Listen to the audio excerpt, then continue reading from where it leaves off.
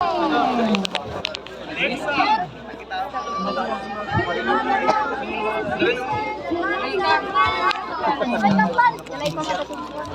shot pa ko.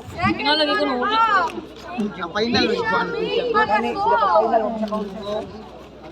First runner-up, Zaira Paco.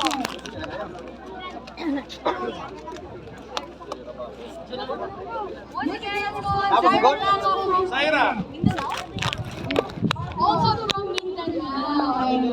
Isang rider din ang magdadala ng susunod sa Zamboanga, Mindanao. And of course, our champion from Northern Luzon. Hindi magpapatalo ang Northern Luzon dahil we have Darlene Texon. Congrats. Yung pinakamabilis na rider sa Pilipinas. See you, Sir Mike. Ha? Di ba? Full shot. Olsen! Zaira Paco! Zaira Paco!